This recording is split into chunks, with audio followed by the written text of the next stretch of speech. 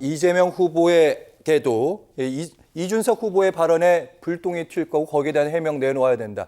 이준석 후보의 기본 입장은 이런 것 같습니다. 사과도 하긴 했지만 어쩔 수 없는 박창원 교수의 선택이었다.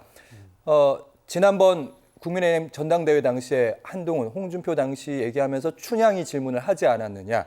그렇다면 후보 가족을 검증하는데 구체적인 표현이 없으면 검증을 하기가 불가능하지 않았느냐. 이런 얘기도 하더라고요. 네. 사실은 이 얘기가 처음 있는 얘기는 아니었습니다. 이미 지난 대선, 3년 전 대선 당시에 이재명 후보의 아들의 인터넷 도박 사이트 문제가 제기가 됐었고, 예. 그에 대해서 이재명 후보는 당시에 사과를 했었습니다. 그리고 그 재판이 이제 결과가 작년에 나온 거예요. 작년 10월 달에 결과가 나와서 500만 원의 벌금, 즉 법적 처벌을 받은 사항입니다.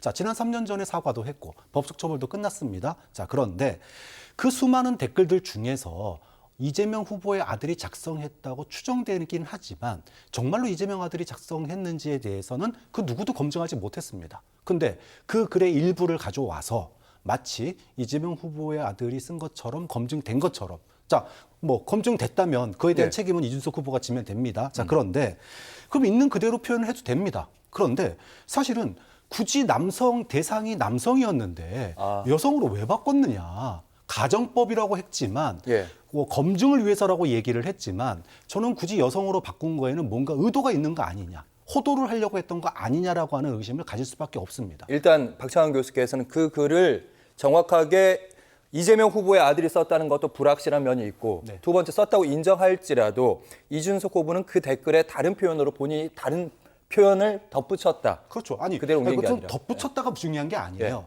남성을 대상으로 한 발언이냐 여성을 대상으로 한 발언이 별 차이 없다라고 얘기를 하셨는데 폭력이라고 하는 점에서 같습니다.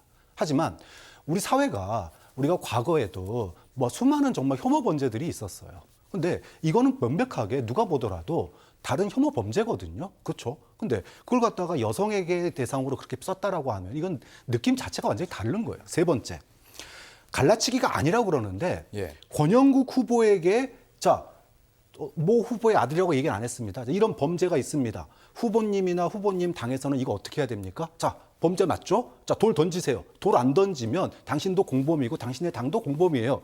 마치 6.25 때 소위 방공 포로나 이런 사람들한테 김일성 XSX기 하면 못하면 넌 빨갱이지하고 죽이는 거랑 똑같은 거예요. 이게 이분법이고 이게 갈라치기입니다. 그 전후 맥락이 있고, 그리고 무엇보다도 정책 토론이라고 하는 유권자에 대한 존중과 정치의 어떤 그 격조, 이것이 있는 자리예요. 그런데 실제로 존재하지 않은 그걸 갖다가 굳이 여성으로 바꿔서 그 폭력의 어떤 그 묘사를 그대로 언급한다라고 하는 것은 유권자에 대한 존중이 없는 거죠. 그러니까 지금 이준석 후보가 사과한 거는 듣기에 불편하셨다면이라고 사과를 했지만 저는 내용은 그게 아니었다.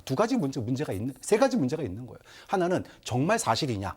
두 번째, 왜 굳이 여성으로 바꿔서 가정법으로 질문을 했느냐. 세 번째, 권영국 후보에게 질문한 것은 말 그대로 여기다가 돌 못 던지면은 다 니들 공범이에요라고 얘기하는 특유의 이분법적인 갈라치기 논법 아니냐. 이 세 가지 다가 국민들에게 굉장히 불편했다. 그 불편함의 내용, 무엇이 불편했는지에 대해서 이준석 후보가 좀 공감을 하고 그분에 대한 사과가 필요한 거 아니냐라고 하는 겁니다.